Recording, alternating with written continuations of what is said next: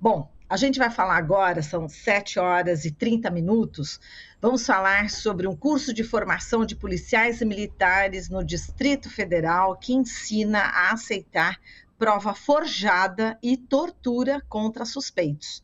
A gente vai falar sobre esse assunto com Adilson Paes de Souza, pesquisador, doutor em Psicologia Escolar e do Desenvolvimento Humano pelo Instituto de Psicologia da USP, membro do Grupo de Estudos de Saúde Mental e Segurança Pública do Instituto de Pesquisa e Educação em Saúde de São Paulo, IPES, tenente-coronel aposentado da Polícia Militar de São Paulo. Olá, Adilson, bom dia, seja bem-vindo.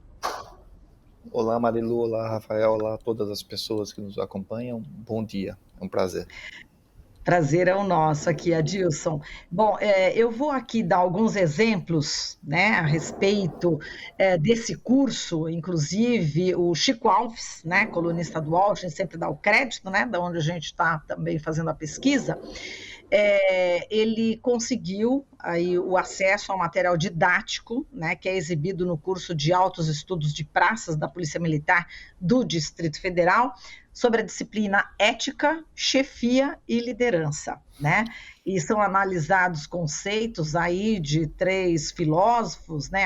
Aristóteles, Immanuel Kant e Jeremy Bentham, e um desses exemplos tenta adaptar o conceito de ética utilitarista de Bentham ao trabalho policial. Só que, assim, vocês vão perceber agora, com os exemplos, a forma completamente ilegal, né, que esses condutores desse curso, né, estão fazendo. Eu vou dar aqui um exemplo. Acho que era legal já dar os exemplos para a gente já comentar, né, Adilson, tudo bem? Sim, tudo bem, anda. Tá, vamos lá, com os exemplos fictícios, né, que são citados aí no curso. Então, eles dizem o seguinte, olha só, o Batistão é um traficante entre tráfico e crimes afins, ele responde a vários processos, há um mês ele foi preso por embriaguez ao volante. Os agentes que efetuaram a prisão apreenderam uma porção de cocaína com o detido que disse que era para o seu consumo. Os policiais convenceram um transeunte que passava pelo local e nada tinha a ver com o fato, a depor contra o Batistão, dizendo que naquele momento estava comprando a droga do meliante. Aqui o meliante, eles que estão colocando aqui no curso, tá, gente? Bom, assim, deixar bem claro, né? Assim mesmo, com fato inverídico, os agentes imaginaram que a maioria da sociedade seria beneficiada, pois Batistão seria retirado das ruas, o tráfico iria diminuir e a população seria beneficiada. Quer dizer, o maior número de pessoas, né? Aí depois o texto pergunta ao policial aluno, né, se acha que os agentes agiram de acordo com a ética e a moral utilitarista, e faz a pergunta, né, mesmo trazendo esse suposto benefício à sociedade, a ação foi correta? Aos olhos da lei, essa ação pode ser considerada legal? E a resposta do slide também é surpreendente, está dizendo o seguinte, no exemplo, mesmo utilizando-se de um fato inverídico, a ação seria ética, pois pela ótica utilitarista, a maior parte da sociedade seria beneficiada com a prisão do traficante, ou seja, para os utilitaristas, os fins justificam os meios, ensina esse material do curso. Bom, a gente está dando aqui esse primeiro exemplo, justamente para o comentário do Adilson, que com certeza, né, Adilson, a gente já sabe que isso existe também há muito tempo, não é isso? Fica difícil começar a comentar um absurdo desse, difícil, né? né? Exato. Marilu, olha, há relatos, há obras, artigos, livros publicados sobre a nossa ditadura, onde agentes dos órgãos de repressão do Estado tinham aulas com agentes da CIA, de um outro organismo americano, sobre como torturar. E essas aulas incluem, inclusive, a captura de moradores de rua, onde eles eram torturados numa sala, como exemplos práticos de como realizar a tortura, para conseguir a confissão dos delitos e de informações praticados pelos que eles definiam como inimigos da nação. Isso lá na ditadura. Entre a ditadura e hoje, que nós estamos comentando esse fato, nós tivemos a Constituição de 88. Não é de hoje, Marilu, que eu tenho advogado a ideia, eu tenho exposto que a democracia não chegou no sistema de segurança pública do Brasil. Não é de hoje que eu venho falando que o nosso sistema de segurança pública é o mesmo da ditadura. O que acontece em Brasília é mais uma prova disso. Nós temos um sistema de ensino da Polícia Militar, e não é só lá, um sistema de ensino de todas as polícias militares e um sistema de ensino das Forças Armadas, que não é transparente, não há o controle civil, não é sequer avaliado pela sociedade. Os órgãos de fomento à pesquisa, ou os órgãos de avaliação do ensino superior do Ministério da Educação não têm autorização para acessar os currículos dessas instituições e fazer a avaliação. Os docentes não são contratados de acordo com o que preceitua a LDB, a Lei de Diretrizes e Bases da Educação Nacional, precisamente o artigo 66. Eu já comentei com vocês aqui que o artigo 83 da própria LDB tem uma armadilha, digamos assim, uma pegadinha, que é extremamente grave. Lá diz: o ensino militar reger-se-á por leis específicas. Essa frase retirou o ensino militar, e aí os policiais militares se equiparam a militares, ao meu ver, erroneamente, mas é assim que é. Totalmente da égide da abrangência do escopo da LDB, ou seja, eles desenvolvem o seu sistema de ensino com seus conteúdos programáticos, escolhem os docentes a bel prazer, com critérios próprios, e ninguém na sociedade tem o direito de controlar, avaliar e corrigir. O que chama a atenção nesse slide desse curso superior é que isso é transmitido oficialmente, porque esse tipo de informação geralmente é transmitido de uma maneira subreptícia, informal, que nós chamamos de subcultura ou cultura de corredor, currículo oculto. A coisa está tão deteriorada que isso é ensinado oficialmente. Ou seja, há um evidente comprometimento do comando da corporação, do comando desse órgão de ensino e das autoridades estaduais, das autoridades do Distrito Federal. É o que dá para começar a falar. Tá, então vamos falar agora das autoridades, a começar do Distrito Federal. Bom, a gente já sabe que as autoridades do Distrito Federal também estavam envolvidas aí com 8 de janeiro, não é isso? Então, o que esperar dessas autoridades? A gente pode começar por aí, né, Adilson? E aí a gente pode ir ampliando, chegando até ao ministro da Justiça. Enfim, tendo conhecimento, já saiu na imprensa, é uma coisa oficial, o que é possível fazer em relação a esse curso e aos demais cursos.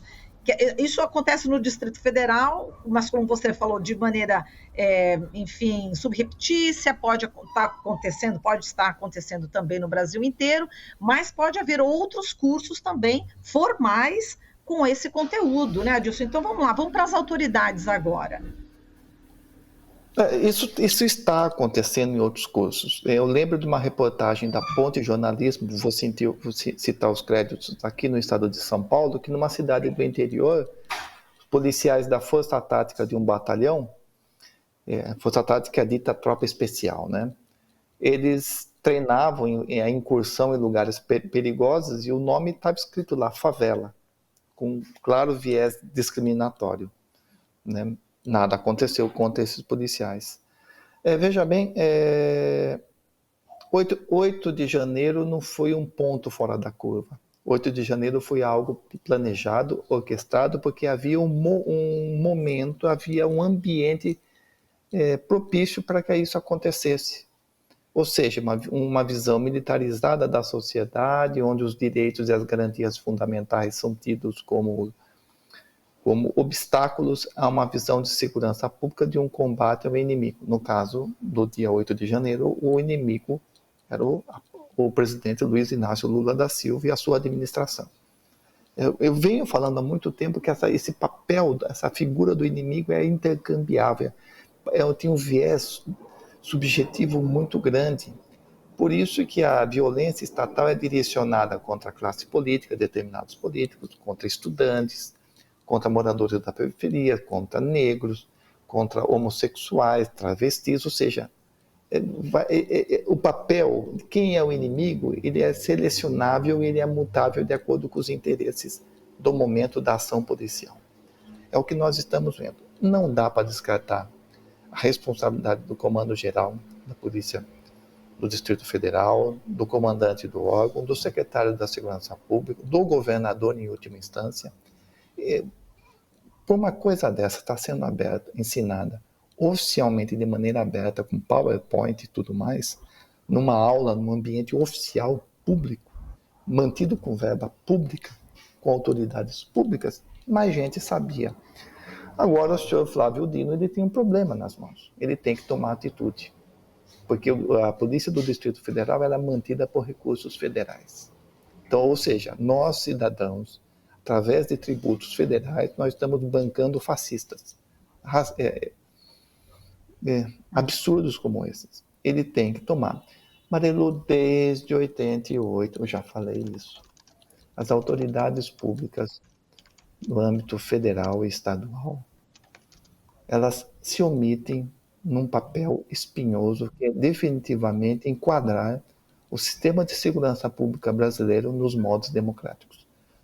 Eles estão tentando conviver com um sistema anacrônico ditatorial numa proclamada democracia. Que isso acontece e não é de hoje, evidencia cada vez mais, isso eu já falei, que nós não vivemos uma democracia de fato. E as autoridades fingem que...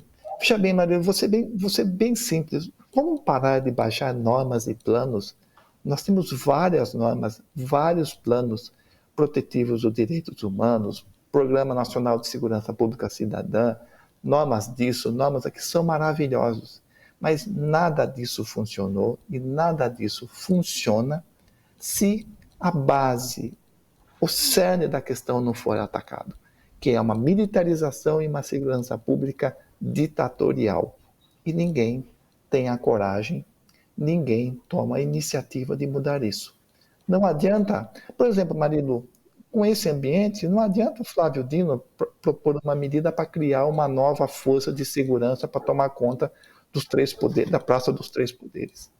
Não adianta, porque os valores ditatoriais, os valores militarizados no sentido de haver uma guerra declarada contra o inimigo, vai continuar existindo e informando corações e mentes e habilitando-os a praticar atitudes como essas ou piores. Uhum. Certo, então, no lugar disso, então, é muito importante a educação, não é, desses policiais. E a gente está falando aqui justamente com um mestre, com um doutor, né, enfim, que já estudou, já pesquisou muito a respeito justamente dessa questão da formação. Então, o que é importante, Adilson, para essa formação desse policial, para não acontecer esse tipo de evento, né? Quer dizer, enfim, lógico, exterminar essa cartilha, né? Evidente, mas de que forma que poderia ser feito isso? O maior remédio chama-se transparência. A transparência ela engloba a prestação de contas. E numa democracia, o titular de todo o poder chama-se sociedade civil, ou povo, né? Para ser mais preciso e específico, nós temos que revogar o artigo 83 da LDB. Essa LDB de 1996, Marilu, ela foi colocada em vigência 8 anos após a proclamação da Constituição Federal de 88. Ou seja, mais uma vez a ditadura está mandando recado. Eu estou presente e vocês não conseguiram me debelar. E sou eu que determino como é que as coisas devem acontecer. Então, revoga-se esse artigo 83 da LDB e pare com essas exceções. Nas Forças Armadas até hoje é ensinado que não existiu ditadura, não houve tortura. Com essa questão da crise dos Yanomamis, veio à tona um livro do que é ensinado nas academias militares das Forças Armadas, que é a questão Yanomami é uma farsa. Ou seja, a CAPES, órgão de avaliação do ensino superior, não tem acesso, não tem poder nenhum sobre esses currículos. Como assim? Então, que o Ministério da Educação e Cultura assuma o seu poder, que não admite exceções na avaliação do ensino superior e que seja proposto imediatamente um projeto de lei onde seja revogado o artigo 83 da LDB, que é um absurdo, que é a base do sistema de ensino das Forças Armadas e de todas as polícias militares e propicia um ambiente fértil para que absurdos como esses aconteçam e continuem acontecendo. Agora eu vou fazer uma pergunta e vou mesmo responder. Qual a chance disso acontecer? Zero, porque há comprometimentos políticos de todas as naturezas, a famosa governabilidade, eu não posso perder voto aqui, eu não posso perder voto daquela bancada, e dane-se a democracia com esses acordos espúrios. É isso que acontece. Que difícil, Adilson. Bom, agora vamos lá. Vamos para justamente uma notícia ruim, outra notícia boa, mas vou começar pela ruim agora. É tanta notícia, né? Nessa área, então, de segurança pública é muito triste, Adilson. Vamos falar aqui sobre a pesquisa, né? O levantamento aqui do Instituto Sou da Paz, né? Que apontou que o número de armas nas mãos dos civis disparou durante o governo Bolsonaro, que já era esperado, né? Chegou a quase 3 milhões no final de 2022, e esse número é mais que o dobro do dado de 2018, né, quando havia 1.320.000 armas de fogo nas mãos dos civis. Bom, não é de se estranhar, mas é, de qualquer forma, alarmante, né, Dilson? Esse número de 3 milhões de pessoas, enfim, ou 3 milhões de armas, né, para uso pessoal. Resultado óbvio, claro, de uma política armamentista e de uma política de terceirização da segurança pública, ou seja, cada um por si e todos contra todos. Resultado óbvio, né? O Bolsonaro fez questão, se teve uma política efetiva nesse governo, foi essa política de destruição, que atinge vários setores e expressões da sociedade. Agora, o novo governo tem um grande problema, né? Como é que vai retirar essas armas de circulação e como efetivamente vai controlar? Porque nós temos milícias, literalmente milícias, grupos paramilitares extremamente armados, com armamento poderoso, andando por aí no nosso território nacional. É um tremendo de um problema, né? Uhum. Tá, agora vamos aqui para a notícia mais positiva, né? Que, enfim, tem a ver justamente com aquela primeira medida assinada pelo presidente Lula, né, de restrição do acesso a armas no Brasil, que a gente tem agora um dado já que mostra algum reflexo disso, né? Que os registros de armas de fogo caíram 71,5% em janeiro, justamente por conta dessa decisão. Quer dizer, é um começo, né, Adilson? Enfim, o fato desses registros caírem 71,5% é um bom sinal, é importante, é um primeiro passo, tem muito ainda a ser feito. É um primeiro passo muito importante, mostra uma mudança clara de um direcionamento de uma política de destruição para uma política de recuperação do espaço público, digamos assim, e da segurança pública. Há muito que se fazer, porque já falei, como é que nós vamos retirar o governo, né, as autoridades, vão tirar de circulação essa quantidade imensa de armamento que está fora da nova regulamentação. Como é que você vai cadastrar, como é que você vai regulamentar, como é que você vai fiscalizar tudo isso? Como é que você vai coibir um comércio que está muito bem motivado, muito bem preparado para ficar fazendo essas vendas, essas negociações todas no câmbio oficial e no viés oficial e no viés paralelo. Eu acho isso interessantíssimo, acho isso muito bom. Há especialistas assessorando o Ministério da Justiça. Contudo, eu tendo por bem experiente o que aconteceu no governo Bolsonaro, e nós temos que aprender isso, eu fico muito preocupado com essa regulamentação ser feita por decreto. É o que dava para fazer no momento, é urgente e tudo mais, eu entendo, mas nós temos que pensar em alguns algumas travas, algumas chaves de segurança para o futuro, porque daqui a 4 anos, ou 8 anos, ou 12 anos, uma outra pessoa como um Bolsonaro na vida assume o poder, ele vai baixar um outro decreto desfazendo tudo e liberando tudo outra vez, operando a situação. Então nós temos que pensar em chaves de segurança, em travas de segurança legislativas que não tornem muito fácil desfazer o que foi feito e fazer coisas piores. Eu não sei como é que poderia fazer isso, mas nós temos que, de alguma maneira, estabelecer um grau de dificuldade para alteração legislativa, porque se nós já tivemos um Bolsonaro uma vez e nós duvidávamos que isso fosse acontecer, nada garante que nós não tenhamos outras pessoas com o mesmo perfil. Tá, e ainda nessa pesquisa aqui do Instituto Sou da Paz, a gente está lendo aqui alguns detalhes, falar do papel do Exército, né? Nos últimos 4 anos, o Exército, responsável pela fiscalização, concedeu 1.483 registros para as escolas e clubes de tiro. É mais que o dobro de todos os registros liberados nos 10 anos anteriores. Bom, vamos lá, fala o papel do Exército também, Adilson. O Exército deve à população brasileira, à sociedade brasileira, esclarecimentos e desculpas pelo papel que ele desempenhou durante o governo Bolsonaro. Nós estamos aguardando ainda a responsabilização de oficiais do Exército que colaboraram para que o 8 de janeiro ocorresse. E até agora ninguém foi responsabilizado e não há notícia nenhuma. Né? Não é papel do Exército atuar no controle do armamento civil. Isso é papel do Ministério da Justiça. Novamente, o poder civil tem que mostrar a sua pujança e a sua força numa democracia. Não é papel das Forças Armadas. Nós temos que restringir a inserção das Forças Armadas no controle de aspectos da sociedade civil, de condutas ou atitudes ou iniciativas que afetem, sejam imiscuídas no seio da vida cotidiana da sociedade civil, e controle de armamento é uma dessas. Então eu acho que tem que partir por aí.